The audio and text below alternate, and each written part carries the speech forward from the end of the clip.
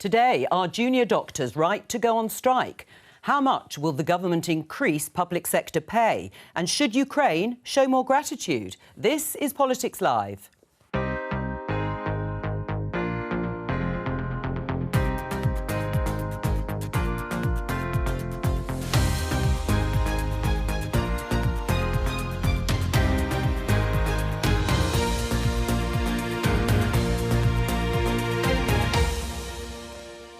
With me today, Conservative MP Catherine Fletcher, the Shadow Health Secretary Wes Streeting, General Secretary of the TUC Paul Novak and Reem Ibrahim of the Institute of Economic Affairs. Today, junior doctors begin the longest strike in NHS history. The 5-day walkout will mean significant disruption for patients. If Steve Barclay can right now, or throughout the course of the day, say that a junior doctor is worth £20 an hour, we will call off the strikes. It comes as the government is poised to announce public sector pay increases for next year. But where will the money come from? Also today, the Defence Secretary says Ukraine could show more gratitude. Is he right? And this man could be the next Health Secretary. But is that the limit of his ambition?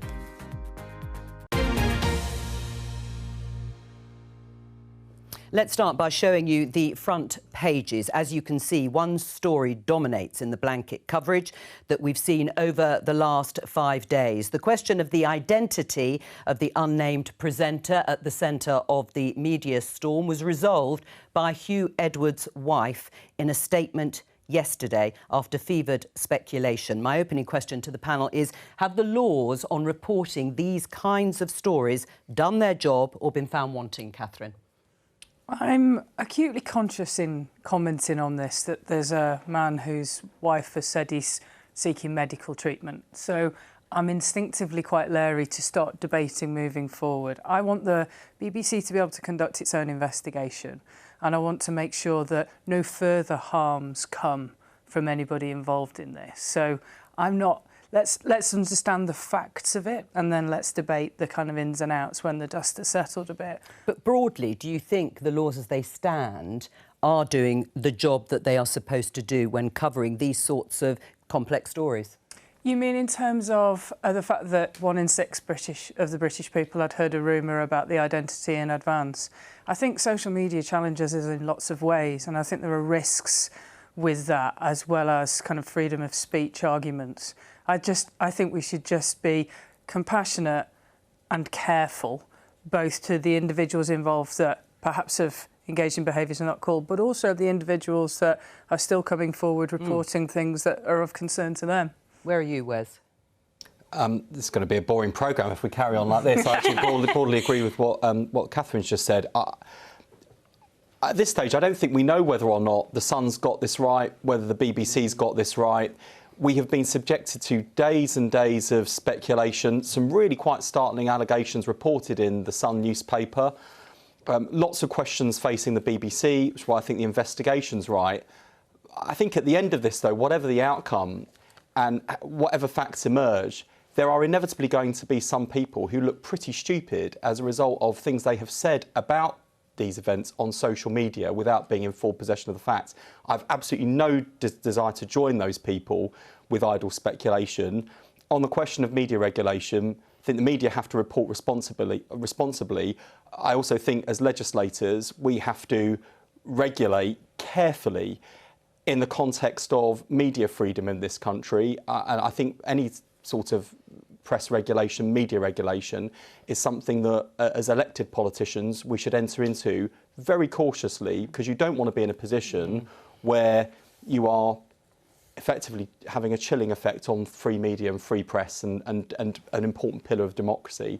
But I think once the dust has settled, once the facts emerge, once the inquiries are reported, I think that would be the right moment for people at the BBC, The Sun and elsewhere in the media, and social media platforms, quite rightly, reflect on exactly what happened here and whether or not everyone got this right. There is a question for government about images. I think there are some fake images knocking around, you know, that perhaps have been generated by AI, and I think that's something we are looking at. Yeah, but you know. Paul, where are you? I don't think you can legislate for bad journalism and bad editorial decisions. And I mean, I don't read The Sun, I don't buy The Sun, I wouldn't give an interview for The Sun in the treatment of the Hillsborough families, the way they've demonised striking workers. But I think at the end of the day, Hugh Edwards has clearly got personal issues. Potentially he's got professional issues, and the BBC will have to deal with those and carry out its investigation.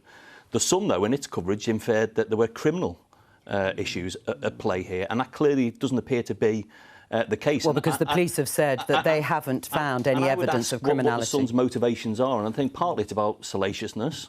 I think partly it's about having a pop at the BBC, I'll be quite frank. So, as I say, you can put all the guidelines in place that you want, the codes of practice. Bad editorial decisions, I think, are bad editorial decisions. Reem?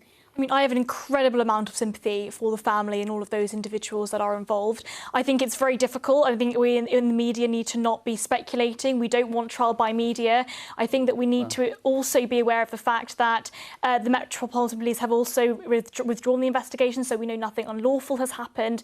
So really, this is a matter of morality. It's a matter of BBC protocol, and therefore it's a matter for the BBC to investigate. Let's talk about the story that will be uppermost in many people's minds, and that's the junior doctors' strike. The BBC headline: junior doctors in England start 5-day strike. It's the longest ever in England. They say the government's refusal to talk ahead of the strike was baffling and frustrating. Well, you can understand that, can't you, Catherine? Why wasn't the government prepared to do that? So they are asking for a 35% pay rise and, have engaged in negotiations. But if they are striking in advance of what the pay review bodies are coming out with, and they are refusing to either engage on anything below that sum, I mean, where would it end if 35% is a reasonable demand? And that precludes sitting around a table talking to them. I think, well, the conversations have been had, but when you're just kind of running around holding a sword of Damocles, people use this service. There are people in pain. You know, it may risk us being able to kind of cut the COVID backlogs. Though there is a judgment call to be made about when people are being unreasonable versus when people are actually engaging positively on the topic. But just one thing. At uni, I shared with medical students.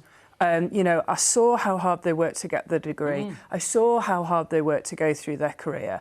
The junior doctors should know that they're incredibly valued. And I am slightly worried that their union, BMA leadership, is slightly...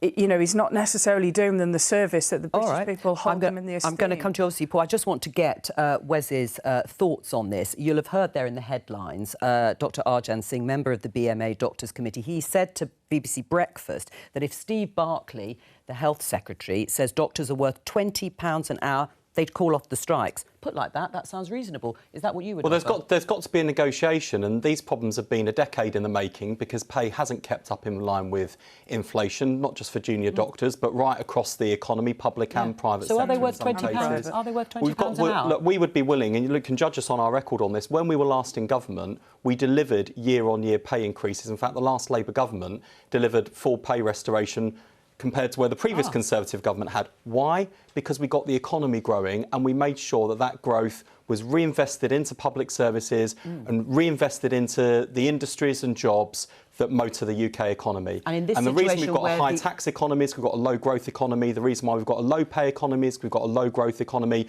All roads lead back to growth, and that's why Keir Starmer and Rachel Reeves have rightly said this is the #1 priority for the next Labour government. In this economic situation, which you may inherit, are they worth £20 an hour? And this is why I've said, because I think they're calling for 35%, and I've said I've got to be honest, if I were the Health Secretary today, I would not be able to deliver 35% overnight. But we would be willing to negotiate. And what I cannot understand is why, whether it was the nurses, the junior doctors, now the consultants, why Rishi Sunak has not dedicated a minute of his own time into negotiating with the NHS workforce. He sat down with Boris Johnson to negotiate gongs and peerages for all of his cronies, but he has not spent a minute focused on these negotiations, and that's a dereliction of leadership. Keir Starmer said that Wales NHS was going to be his blueprint for government. The waiting lists are worse in Wales. The employment is worse in Wales. The service is failing on all of the measures compared to England.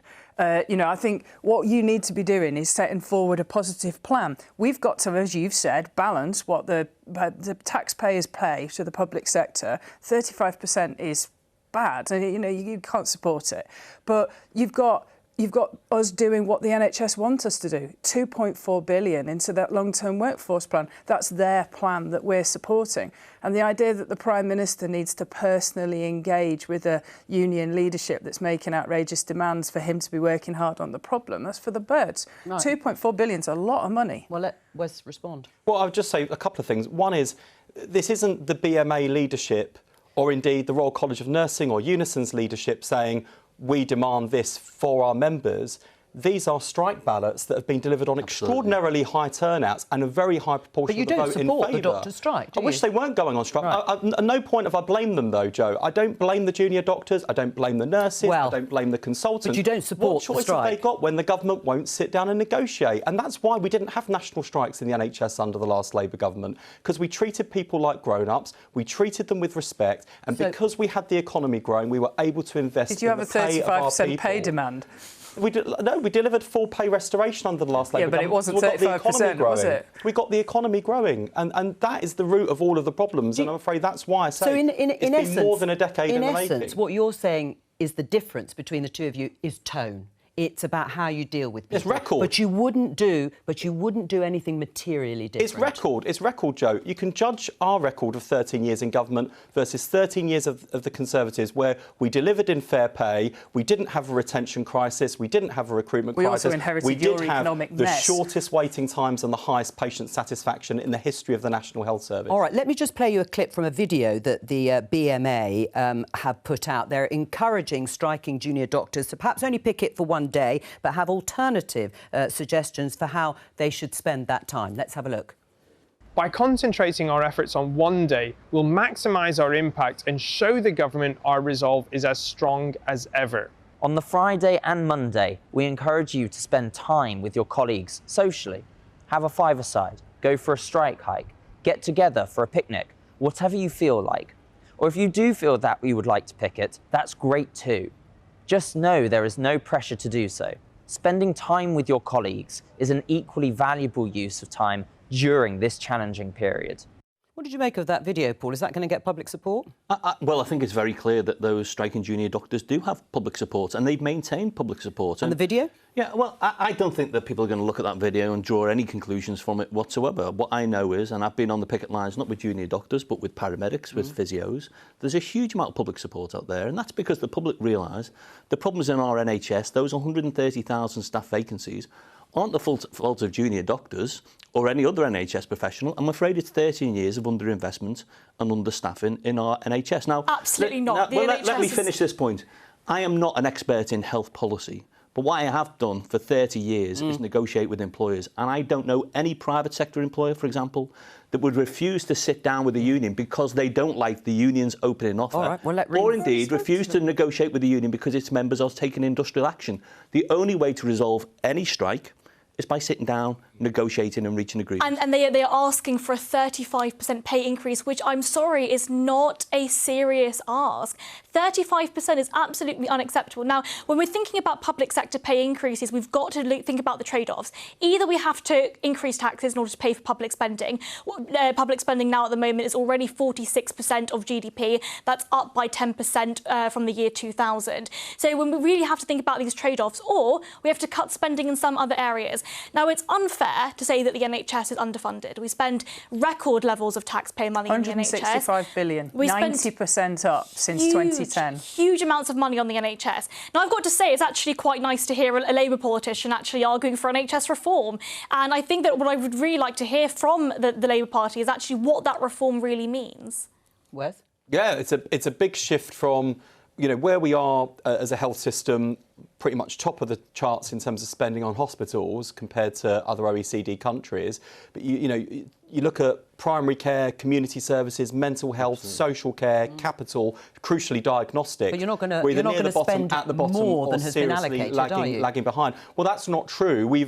Rachel Reeves, very early on in her time as Shadow Chancellor, made a serious down payment on the NHS budget by saying we would use some of the revenues from abolishing the non-dom tax status, But we genuinely by abolishing the carried profits loophole to invest in mental health compared services. to the overall budget. But the reason, Jo, I've never disputed that part of the lesson from the last Labour government to deliver those short waiting times is about investment, but it is also about reform.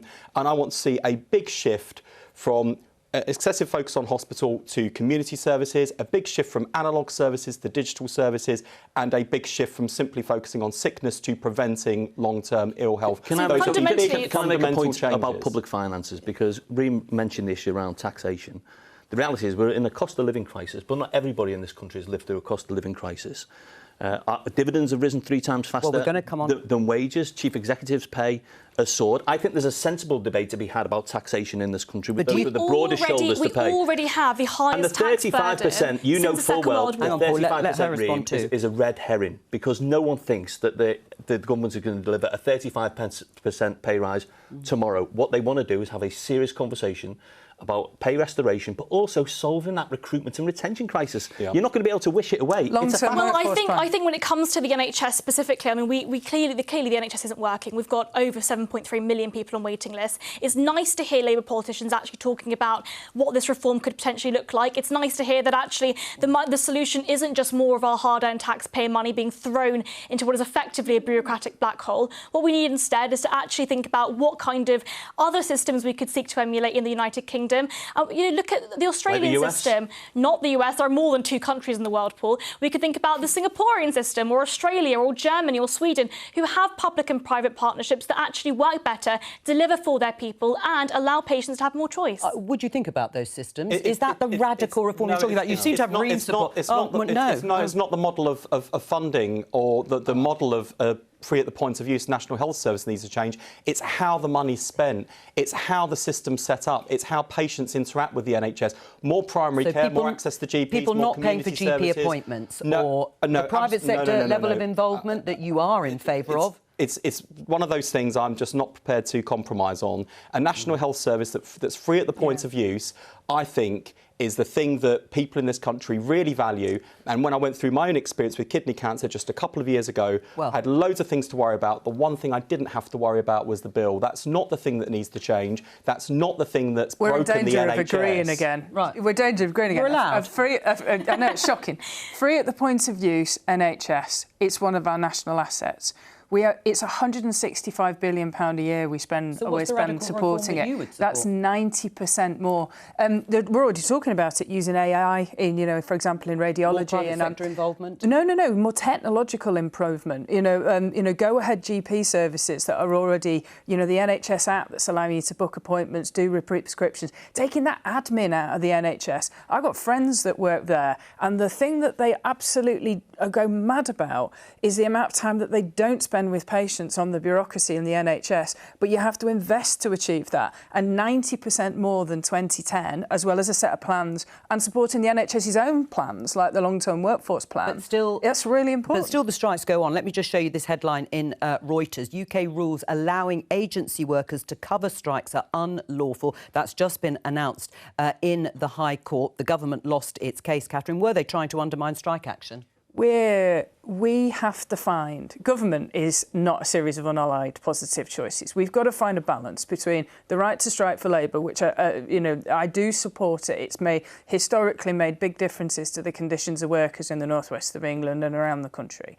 But we've got to find a balance between the people that pay their taxes to support public services that we all massively value, and how we make sure that we get that the right way round. And the minimum safety level legislation that's coming through, that's being very roundly opposed, is about protecting people's right to have and use a safety service versus protecting people's right to strike. And I think we need to get that through and make it clear where that balance lies. Well, it's OK saying you support the fundamental right to strike, but the government's actions fundamentally undermine that right to strike and mean that people can't take effective strike action. And this would have applied actually not just in the public sector, but in the private sector as well. So at the end of this programme, I'm going up to Coventry to see Amazon workers who are striking for a decent pay rise.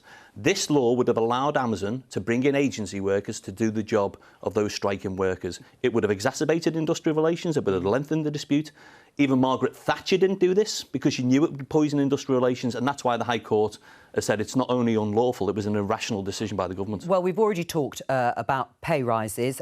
Let's get some specifics that we're hoping to hear from the Prime Minister, who is meeting with the Chancellor this morning and is about to state whether or not the pay review body's recommendations of between 6 and 6.5% pay rise across the public sector, they'll accept it. Let's talk to our political correspondent, Ione Wells. What's the latest, Ione?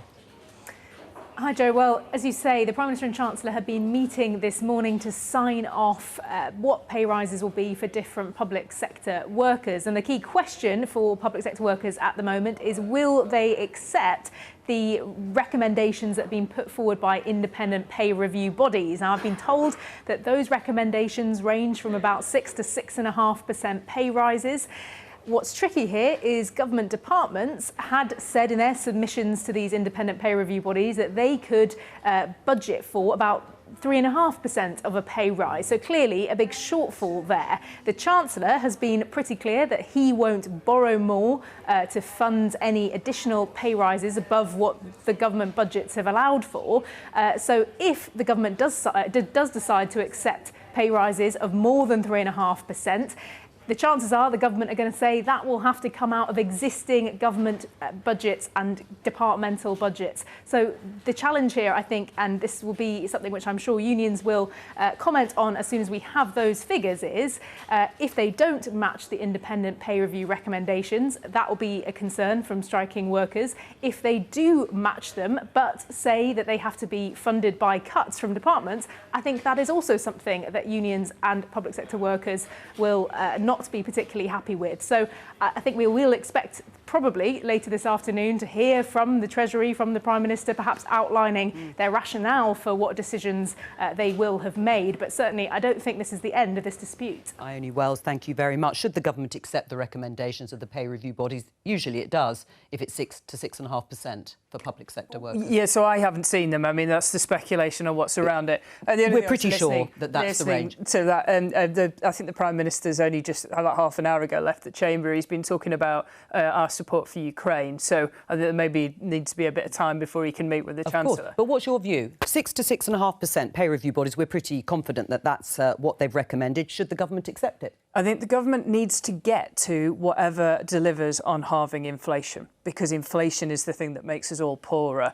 And so I am not an economic brain, I'm a scientist, but I know that striking that balance between supporting people as, kind of some of the commodities that go flying up after the end of COVID and, Putin weaponising energy prices, we've got to but we cannot have inflationary pay rises because it makes everybody poorer, and actually it kind of gives with one hand and takes away with the other. Well, that's the government consideration. Should they accept the 6 to 6.5%, or do you agree with Catherine that actually there is a risk there in fuelling inflation? I'm not sure I buy this argument about inflationary pressures, not least because, and I think this is one of the things the government genuinely has to take into consideration. If you look at the rate, what I think makes this set of industrial disputes different from where we've been in previous decades is that private sector pay is rising significantly. Yeah. And so this isn't just a question, important though it is, about the pound in people's pockets and people's ability to pay their bills, which you can totally understand why so many people are out on strikes, they're really struggling. It's also about the public sector's ability to recruit and retain I understand our that. workforce. So on that basis, would you accept the pay review body? From the NHS? Well, we'll see what they recommend. Let's say 6 to 6.5%. All of our policies are fully costed and fully funded, Jo. So you couldn't borrow more then if you want to stick to those fiscal rules? We're really clear. Rachel Reeves' fiscal rules are very clear. So you wouldn't accept 6 to 6.5%? No borrowing for day-to-day inflation, but we would make different choices. And I'll give you some examples, going back to the point that Paul was making earlier about fair taxation. We have got the highest burden of taxation in this country for 70 years on people on low and middle incomes. Where Labour has sought to raise money for policies we want to put in our manifesto, look at the inherent fairness in there. The tax on non-DOMs, closing the carried profits loophole on private equity fund managers, abolishing the charitable status of private schools to fund the education of the 93% of people who go to... and we absolutely can tell you, I can tell you, having doing the rounds with the Shadow Treasury How many state school students, how many private school students are now going to have to go into the state school as a result of the abolition of the I do not buy the silly crocodile tears argument of the independent school sector. They put their fees up year after year after year, and parents pay them. It's just total. It's not the politics of envy. It's the politics of funding public services for the many. The fundamental issue is there any evidence at all that it's the pay of school teachers or prison officers that's driving inflation in this country? Well, why do you not think it is? Well, because we've had year on year of real terms pay cuts. I mean, the average public sector worker in this country is £260 a month worse off than they were in 2010. The chief economist... But inflation at that point was in a very different place. The chief economist of the IMF has dismissed talk of a wage price spiral. And in fact, the governor of the Bank of England, I took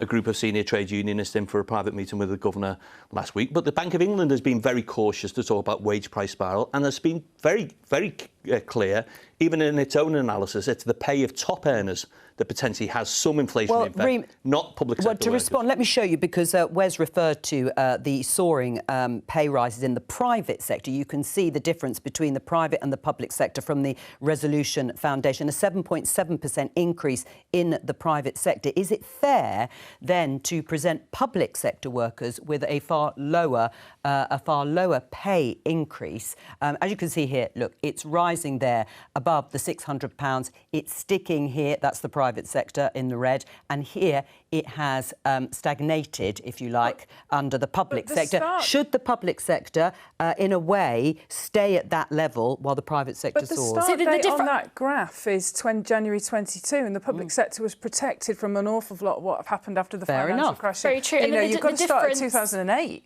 The difference between the public and the private sector... Sorry, the difference between the public and the private sector is, of course, the private sector pay is decided by supply and demand. The public sector is decided by the state. Now, won't it fuel inflation in the same way? So this is where I actually agree with Paul here. Actually, increasing public sector pay won't necessarily cause a wage inflationary spiral here. That's not the case. Inflation is caused because the Bank of England continuously increased the money supply. And the problem is that over the course of the pandemic, the Bank of England have been printing more money, effectively increasing the money supply, which means that there's too much money in the money supply chasing too few goods. That is why we have inflation, not because we're increasing spending or increasing any other area of government spending. So you actually think they should get paid more in the public sector? I think we need to think about the trade-offs. If we're going to increase public sector pay, we have to cut spending somewhere else. Paul? No, well, I don't think that's the case, and I think we'll go on to talk about tax. But let's put private sector pay into perspective for lots of people as well. That is still a real terms pay cut, a pay rise of 7.7%. Yeah, I mean, it's not inflation, no. I mean, I was talking to a group of bakers in Liverpool a couple of weeks ago on £11.43 an hour. That included their shift pay, their weekend pay, night pay, working bank holidays. Their employer, their parent company, made a profit of £1.44 billion. Why is profit a bad thing? It's not a bad thing, but it is when you're offering your own workforce a below-inflation pay rise. And that's why those workers were forced to take industrial actions. And, the market doesn't always work, I'm afraid, Reem. Look at social care. We've got, 170,000 staff vacancies in social care. Low pay is endemic. Insecure employment is endemic.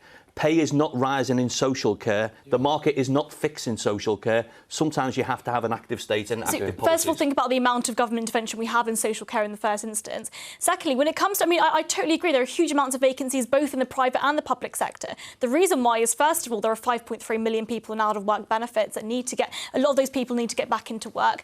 Secondly, the second reason is, of course, the government are restricting immigration, so we actually can't fill in those vacancies. Throwing in benefits is a red herring. 70% of the kids who live in poverty in this country have at least one parent who goes out to work. Well, and that is very true in terms of working families. Let me just show you, this is your solution to finding the money, which isn't something that the Labour Party is taking on, neither is the government. Tax, wealth and reward work. We must end the absurdity of nurses and teachers paying more of their income in tax than hedge fund traders. What sort of wealth taxes are you talking about? Well, first of all, that's not just my solution. That was a joint op-ed that I did with Julian Richer from Richer Sound, who's a very successful entrepreneur and retailer. And we don't agree on everything, but we do agree that there needs to be a national debate about tax. Now, I don't expect Labour, for example, to set out all of its tax plans 12 or 15 months before. Or any of them. Yeah. But what I do want is a sensible conversation about tax. Well, what is that? So what do you want to see taxed? Well, we've said, for example, at the TUC that we could look at equalising capital gains tax with income tax.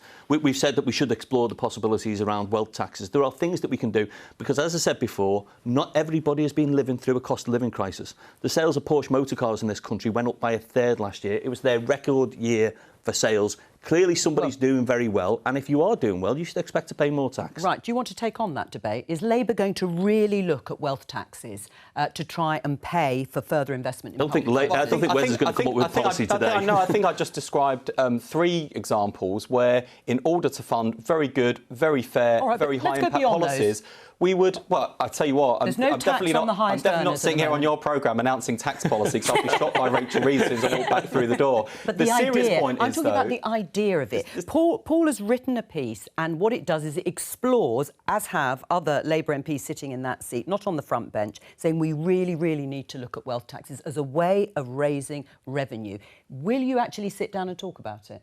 We do. We talk all the time about our tax and spending policies and about how we get the economy growing, how we make sure that Labour's manifesto is one that is achievable, credible and radical in terms of its impact, offering the change our country needs. And making sure this time it's change people can believe in, because for the last 4 general elections, we've put forward manifestos, actually quite radically different across those 13 years. So you're open to the idea of wealth taxes? We lost every time. I've given you examples, Jo, of how Rachel, in order to fund our policies, have put taxes targeted at wealthier people, because she knows as well as I do that people on low and middle incomes are really struggling. Out of this country. I mean, effectively, what the tax burden is doing at the moment is it's driving wealthy people, it's driving investment out of this country. We've already seen now with the recent budget, the corporation tax going up to 25%. That effectively drove out the AstraZeneca investment that was, I think, it was worth £420 million. That's now been driven over to Ireland, which has a corporation tax of 12.5%. That's 50% lower than the United Kingdom.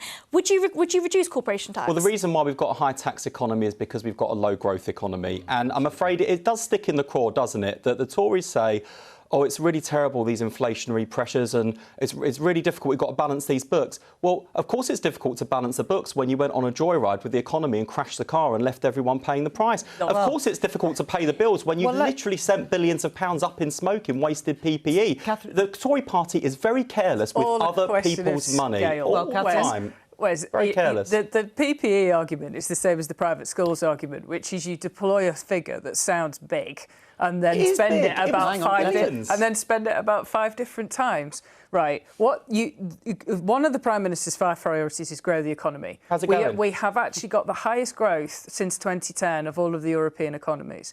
It's 0.1%. They've just... Don't worry, viewers. You've never had it so good. It's all going well here in Britain. Oh, yeah, shut me down. Carry on.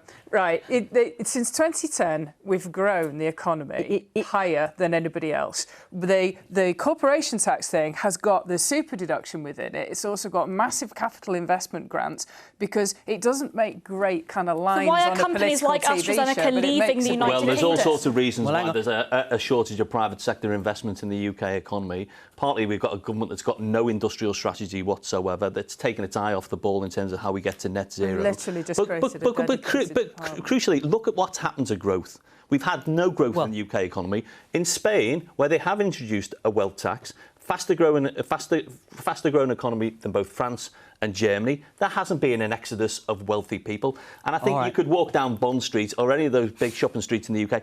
I don't think there's any evidence that the rich are fleeing the UK. Well, let's talk about your book, Wes, because, yes, you're the Shadow Health Secretary. You also had a diagnosis of cancer, were treated on the NHS. Was that part of the inspiration for writing your memoirs? Yeah. You're very young to be writing your memoirs. Initially I said no to the publisher because I think this is the sort of thing people do at the end of their careers. I hope this isn't like the career-ending memoir. The reason why fundamentally I wrote it is, I think, a couple of reasons, but it's a different story than most politicians would tell. And at a time when I think people find it hard to connect to politics and politicians, I hope that in some way it shows we're not all the same and not all born with a silver spoon in our mouth and not all in it for all the reasons that people read about in the newspapers. And the second thing is, as Keir was saying the other week, I genuinely think there's a class ceiling in this country. And I think there are things that I've learned through experience that have made a difference in my life. And yes, hard work and individual effort counts, but so too does secure and affordable housing. I would not be where I am today without a council house. So does a great state education. Would not be here without my teachers. My mum relied on a social security safety net, which I'm afraid barely exists in our country today. And it's not actually a political memoir, but in the final kind of chapter, I do kind of hit people on the nose with the politics because what breaks my heart is that kids that are growing up in my constituency from backgrounds like mine today, state schools in London might be better than they were in the 1980s. You don't think they would be able to make it in the same way that you have? No, they are being pushed from pillar to post in temporary accommodation. They don't get a chance to build a relationship with their teachers. The social security safety net is barely worthy of the name. I think there are so many things that have gone fundamentally wrong in terms of deep entrenched inequality in our society. Catherine. And that's the thing we've got to solve. Well, Catherine, what about your story? Do you agree with Wes that there is a class ceiling that has existed, since 2010 when the Conservatives came in, or have you got a different version? So when I heard about this, I had two kind of mischievous thoughts and one serious one. The first one was, does this count as a second job and were you just getting it in before Labour banned them? The second one was, is this a leadership bid? Because, we all know that, like the British public are starting to wise up to the fact that Keir Starmer will just say whatever he thinks that somebody wants to hear. But then the fair one is, people like us that come from different backgrounds do need to tell our stories to make sure that little Johnny or little Bob or little Margaret or, little Catherine or little Wes goes, oh, actually, we possibly can do that. If they've done it, there is a route, it can happen. People do expect politicians to be stinkingly posh, and not all of us are. Yeah. But do you think a Catherine Fletcher now would be able to achieve what you have sitting here today? I think education's the key to all of it. So that's why, the improvement that we've seen in the PISA league table since we put the education reforms in 2010. The school I went to, I used to travel to go to access an amazing education. But the school that was round the corner has been shut, it was that bad. The year I graduated my GCSEs, that school got 15% A to C GCSE passes, whereas the state school I was at got 92. Now, that level of gap in the 80s and 90s stops, and the focus on education and then allowing people to catch up, lifetime skills guarantee, switching to apprenticeships and T-levels. I think the most disastrous thing that the Labour government did was make that 50% university pledge. I think, we've had to write that with apprenticeships, T-levels, retraining in adult skills, because it was giving people skills that the job market didn't want to kind of break a social mobility barrier. And it was well-meaning but wrong in its labour market effect. Wes? I think the 50% target was transformational in terms of getting more working class kids to universities. I agree we need to focus on the other 50%. That's a big plank of what Bridget Phillipson and Keir Starmer were saying the other week. The one thing I would say, though, is that under the last Labour government, the attainment gap between kids from the richest and poorest backgrounds was narrowing and child poverty was falling. We're now seeing those trends slip into reverse. And I think that's one of the many things that will make it harder for kids growing up in working class backgrounds to do as well as their welfare. Tell us a little bit more about the story, your working class background. One boy, two bills and a fry-up. It's a great title. It does rather draw you in. Who were the two bills? The two bills are my two grandparents, Bill Streeting, World War II Navy veteran, civil engineer throughout his life. Working class Tory. Catherine would have got on with him. Did you not? No, actually, he was the most important person in my life. I loved him very, very much. But on politics, no. And then my other granddad was an armed robber, not a very successful one, which is why he was in and out of prison throughout my mum's childhood and my childhood. And the fry-up was the fry-up that saved my life, because my mum, as a young mum, teenage mum, was under a lot of pressure to have an abortion. So she did the one thing she wasn't supposed to do on the day of the termination, which was to cook herself a full English breakfast. So here I am today, thanks to a fry-up. Listening to both the stories and growing up in sort of Thatcher's time, both of you, but coming to very different conclusions politically.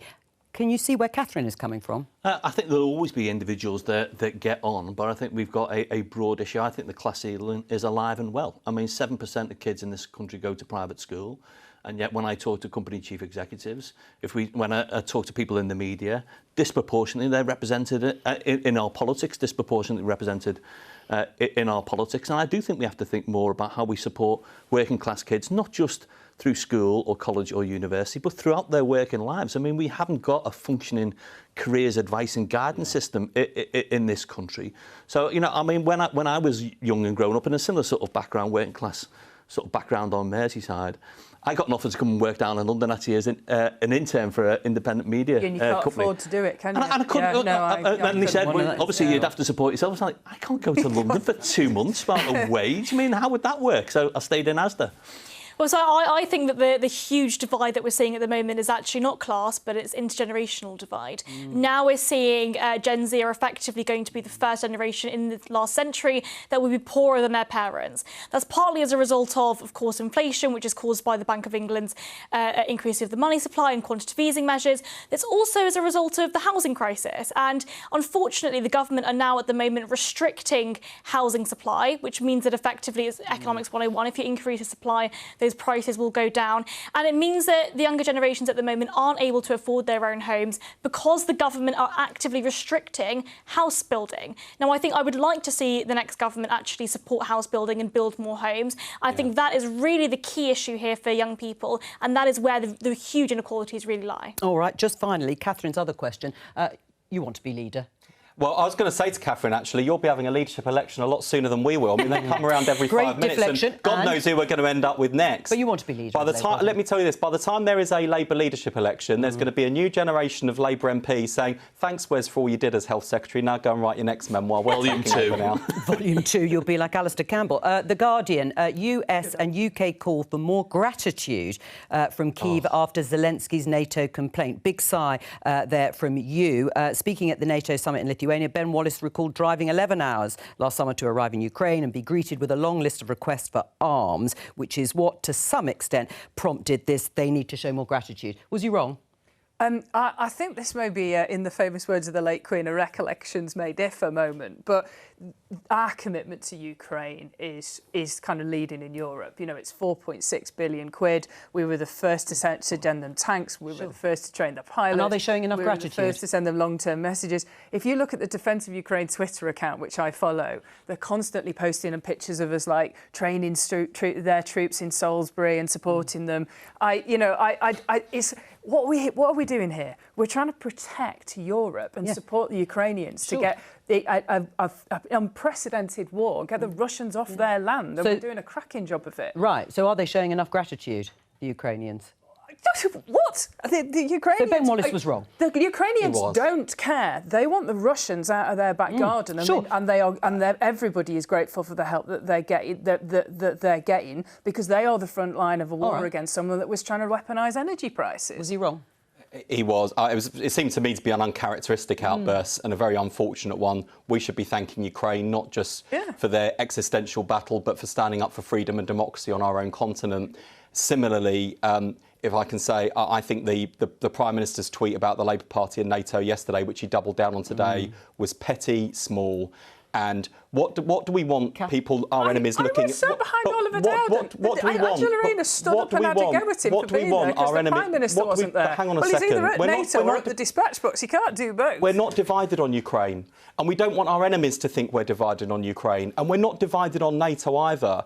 We should be sending a strong, united and powerful message to this country's enemies that whoever's in government, Labour or Conservative, we will stand up for Ukraine, stand up for UK defence and security. And under Keir Starmer's leadership, there is no question about that whatsoever. Just before we continue, we're just hearing in the Commons, John Glenn in the Treasury team has said that the government accepts the pay review recommendations for public sector pay in full. And in a moment, I'll get you the exact figure, but we are thinking between 6 and 6.5%. Was Ben Wallace wrong to say that they need to show more gratitude? I think the language was really unhelpful. I think we all want to stand with the people of Ukraine, and certainly in the TUC, we've been working directly with our Ukrainian counterparts, and we're also thinking about what is the road to peace and resolving the conflict. And I have to say, I was really disappointed. The UK government a couple of weeks ago hosted a conference on reconstruction in the Ukraine, and the one civil society actor not invited was Ukrainian trade unions. Yes or no? Was he wrong? He was definitely wrong, and I think that we need to remember not to bow down to aggressors. Putin and Putin's Russia is aggressive. I need to get your response. Wes, yes, Rishi Sunak has approved the following public sector pay rises: teachers 6.5%, junior doctors 6%, police 6%, and so on. Was that the right decision? Well, I'm glad the government are able to accept the pay review body's recommendations, because we've got to build confidence in the independent pay review body process. Let's make sure they fund those pay rises as well. Absolutely. They might come from existing budgets, of course. Thank you very much. That's all we have time for. Bye-bye.